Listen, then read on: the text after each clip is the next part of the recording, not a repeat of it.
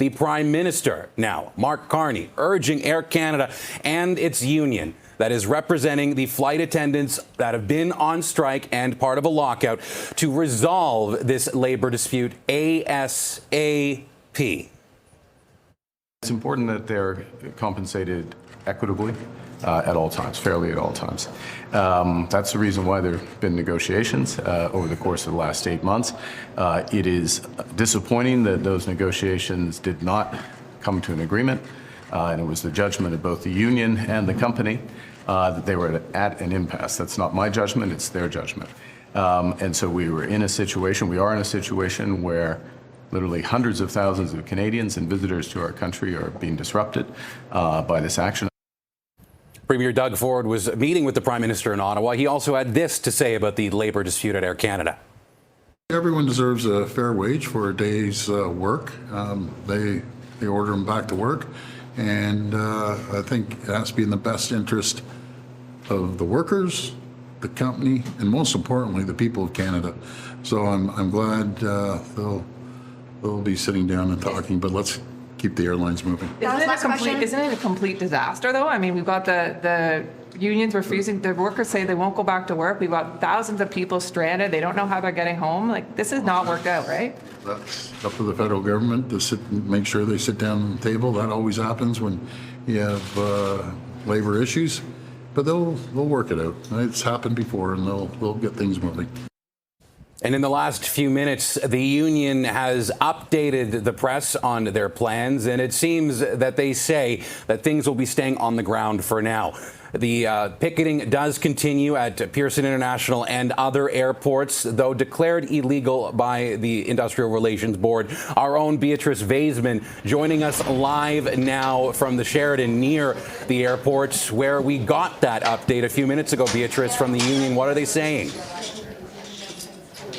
The union, Andrew, very defiant, standing strong here this afternoon, saying that if Air Canada thinks that planes are going to be in the air with flight attendants on them at some point today, they are mistaken. In fact, the union national president saying he was prepared to accept fines, and they could be subject, the union could be subject to hundreds of thousands of dollars of fines for defying the order to return to work from the Industrial Relations Board.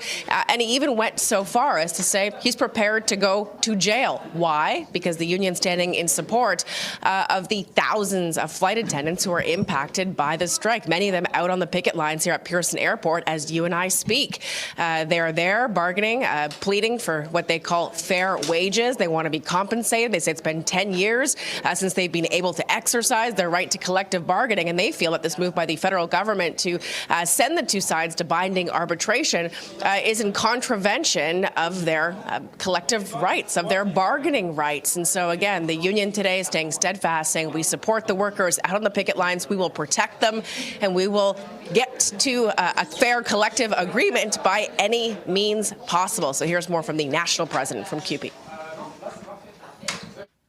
We are here because of Air Canada, a company that clocked $3.5 billion in profit in the past few years, and a company that thinks simply paying workers for their time on the job is too much to ask. Nevertheless, we remain committed to finding a deal, and we welcome any assistance that helps us find a way to reach a freely negotiated collective agreement, an agreement that our members can ratify. We do not want to be here. Our flight attendants certainly do not want to be here. But these workers, who are mostly women, have waited too long to have their issues addressed. They have been subject to unfair treatment and exploitation every day on the job for far too long. They have waited over 10 years to have their voices heard. They waited through COVID. They waited through record high inflation. And this is their moment to bargain. The union also this afternoon, Andrew, continuing to say that Air Canada has stonewalled negotiations for the last 9 months, saying that the last time there were negotiations actually held right here in the Sheraton, where I'm standing right now, was on Friday. Of course, the strike began on Saturday. We heard from the union leaders as well that morale is still quite high out on the picket lines, that members, although some of them are feeling concerned, are feeling scared about potentially losing their jobs, the union saying they have their backs, they're behind them all the way, they support the members out on the picket lines. And we also heard messages to families as well. Keep in mind, some 500,000 customers have been impacted by this strike, by these flight attendants with Air Canada. And so the union leadership today apologizing to the hundreds of thousands of people's impacted, saying this is not what we wanted. We know you wanted to have a good summer with your family, enjoy a family vacation, get home to loved ones, come back home. But this is where we are right now, and we're here trying to reach a fair settlement for our workers. So this story, Andrew, very much to be continued. But again, the union leadership saying if Air Canada thinks planes are going to be in the air by this evening with flight attendants on board, they've got another thing coming to them, Andrew. That is Beatrice Vaisman breaking down the latest coming from CUPE as this job action and dispute continues for we don't know how long. Thank you, Beatrice. And now let's talk about the frustration mounting amongst those that are stranded because of the labor dispute. We heard earlier today from a woman in Portugal whose flight home was canceled, and she says that Air Canada has told her the earliest that she can get home from Lisbon is next Sunday. There was very clearly alternate flights home, and we offered up tons of flexibility. There was a Delta flight on Wednesday, on next Saturday, that could get us to New York City, and they flatly refused to book us on any other carrier other than Star Alliance. There was no other Star Alliance. We reminded them about Canadian regulation for passengers and how rights are protected of EU rights, and they did not care. And we were speaking with the phone with someone here in Canada where you are based. So to say that I've lost faith in Air Canada and the ethics of our flight and aviation provider is an understatement.